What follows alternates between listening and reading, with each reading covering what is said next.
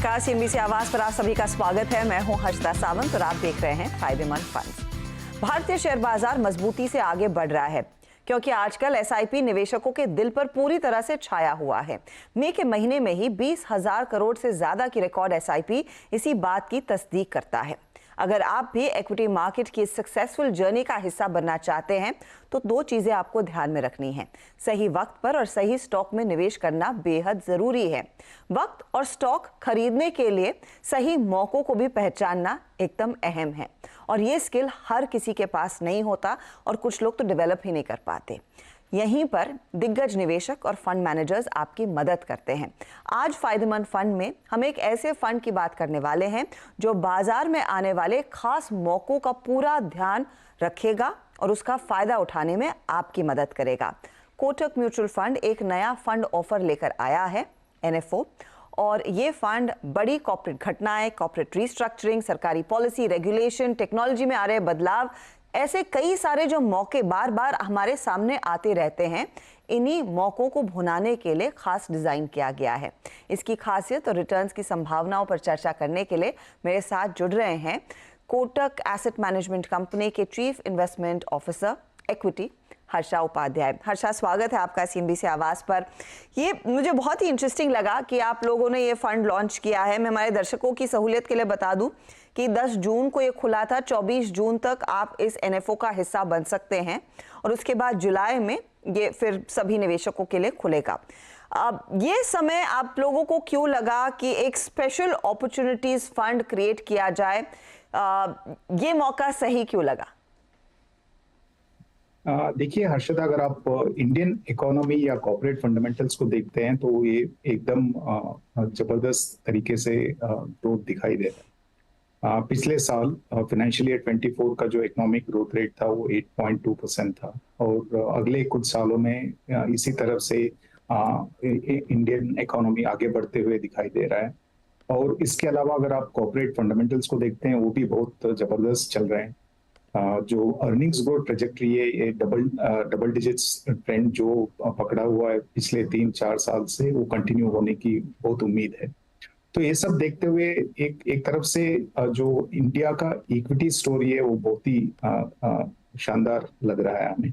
और उसी समय पे हमें ये भी लगता है कि जो खास मौकों की बात किया आपने, ये जो स्पेशल सिचुएशन जो बोलते हैं हम, ये तो बहुत कुछ आ सकते हैं, आ भी रहे हैं। जैसे कि अगर आप लॉन्ग टर्म स्पेशल सिचुएशंस को देखें, वो ये भी हो सकता है कि industry level policy changes, regulation जो चेंज होते हैं वो पॉजिटिव इम्पैक्ट भी हो सकता है।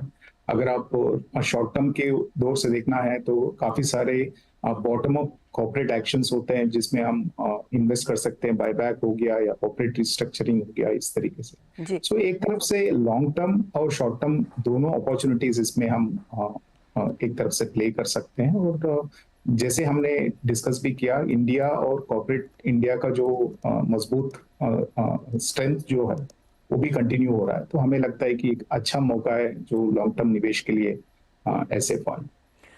मुझे ये बताइए कि हाल फिलहाल में जो सबसे बड़ा इवेंट था इस देश के लिए, स्पेशली कंसिडरिंग इवेंट हर 5 साल में आता है, वो पास कर चुका है। तो अब जब आप इस तरह का फंड लेकर आ रहे हैं, ऑफ कोर्स कॉर्पोरेट डेवलपमेंट्स होंगी आप लोगों के रेडार पर, लेकिन किस तरह की बड़ी अपॉर्चुनिटीज पर ध्यान रहेगा? क्या वो ग्लोबल फ्रंट की अपॉर्चुनिटीज भी हो सकती हैं? मिसाल के तौर पर फेडरल रिजर्व जब अपना रेट में बदलाव करेगा, वैसी कुछ अपॉर्चुनिटी, कच्चे तेल में कुछ अगर बदल जाता है वैसी कुछ अपॉर्चुनिटी, या फिर ये प्राइमरीली बाजार और इक्विटी मार्केट्स, कंपनियों की फाइनेंशियल स्थिति, वहां पर कॉर्पोरेट चेंजेस जो आते हैं, भारत की पॉलिसी चेंजेस, उसी पर आधारित होंगी आपकी इन्वेस्टमेंट डिसीजंस?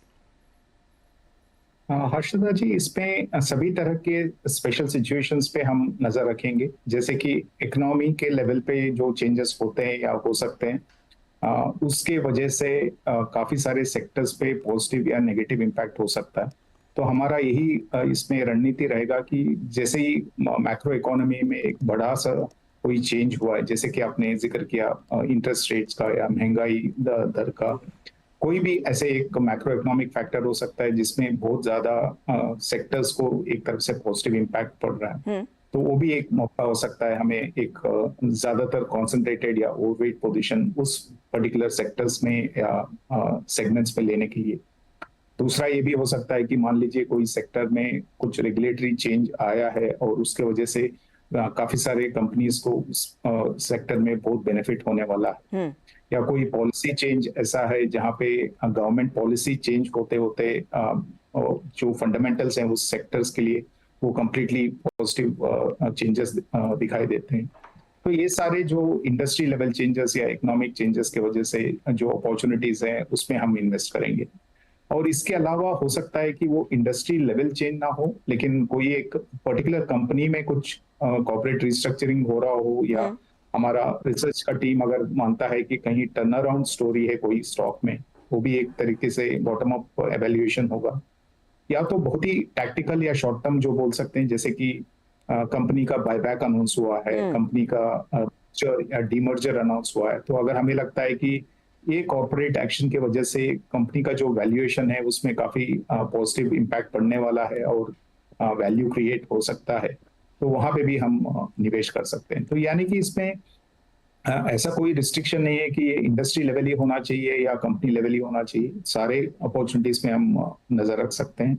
और लॉन्ग टर्म शॉर्ट टर्म दोनों स्पेशल अपॉर्चुनिटीज में हम काम कर सकते हैं। मैं इनफैक्ट वही सवाल पूछने वाली थी कि कितना डायनामिक रहेगा आपका डिसीजन मेकिंग, क्योंकि आपको मार्केट में बड़ी सी बड़ी लॉन्ग टर्म अपॉर्चुनिटीज भी मिलती हैं और उसमें आप सभी की खासियत है लार्जली बाकी पैसा जो आप मैनेज करते हैं वो लार्जली लॉन्ग टर्म के लिए ही रहता है, लेकिन शॉर्ट टर्म में कितनी अजाइल होगी आपकी डिसीजन मेकिंग ताकि उसका भी फायदा, उस मोमेंटम का फायदा फिर इस फंड में रिफ्लेक्ट हो? देखिए, वो तो फ्यूचर कैसे पैन आउट होगा वो तो बताना बहुत ही मुश्किल रहेगा या कोई नंबर देना बहुत ही मुश्किल रहेगा, लेकिन जरूर ये रहेगा कि इस पर्टिकुलर फंड में जैसे ये थीम को फॉलो करेगा स्पेशल अपॉर्चुनिटीज, इसके वजह से यहाँ पे कॉन्सेंट्रेशन जो रहेगा पोर्टफोलियो का वो थोड़ा सा डाइवर्सिफाइड फंड से ज्यादा हो सकता है। Industry concentration as well as जो स्टॉक लेवल कॉन्सेंट्रेशन रहेगा। और उसके अलावा ये भी हो सकता है कि कुछ शॉर्ट टर्म इन्वेस्टमेंट भी होंगे जिसके वजह से पोर्टफोलियो का टर्नओवर भी थोड़ा हायर लेवल पे हो सकता है। तो जरूर ये डाइवर्सिफाइड फंड से थोड़ा अलग किस्म का फंड रहेगा और इसमें मिनिमम जो 80% जो इन्वेस्टमेंट्स होंगे उसको हम स्पेशल अपॉर्चुनिटीज जो थीम है उसी में इन्वेस्ट करना होता है। तो उस हिसाब से ये डाइवर्सिफाइड फंड के कुछ स्टॉक्स जरूर इसमें नजर आएंगे, लेकिन उनका कॉन्सेंट्रेशन लेवल इसमें ज्यादा है। ओके, एक अंदाजा अगर आप हमें दे सके और खासतौर से दर्शकों को समझा सके हर्षा कि फिर इस स्कीम में क्या आप लोगों को ज्यादा हैंडी कैश रखना पड़ेगा? You never know when the opportunity Knox at your door, right? देखिए, हम जैसे फंड्स को मैनेज करते हैं, हम हर बार लिक्विडिटी का जो नजर रहेगा उसको हम हटाते नहीं है, उस पर एक फोकस रखता ही है। तो जरूर हम लार्ज कैप इन्वेस्टमेंट्स भी रखेंगे और लिक्विड इन्वेस्टमेंट्स भी रखेंगे। अगर हमें कभी आगे जाके कुछ रिलेटिवली बेटर अपॉर्चुनिटी नजर आता है तो हम जरूर उसको हम एवेल्युएट कर सकते हैं। लेकिन ऐसा नहीं रहेगा कि इसमें हम बहुत हाई लेवल का कैश हर दिन कैरी करेंगे, क्योंकि वो कैश कैरी करना एक तरफ से डबल एज स्वॉर्ड बोल सकते हैं। वो अगर मार्केट चलता ही गया तो वो कैश की वजह से आपका रिटर्न्स भी इम्पैक्ट हो सकता है। तो इसलिए बहुत ज्यादा कैश नहीं रखेंगे, लेकिन जरूर लिक्विड और लार्ज कैप इन्वेस्टमेंट्स भी रहेंगे फंड में, जिसके चलते हुए हम अगर नए मौके आते हैं तो उसके ऊपर भी एक नजर रख सकते हैं। हर्षा, ये बताइए यहाँ पर क्या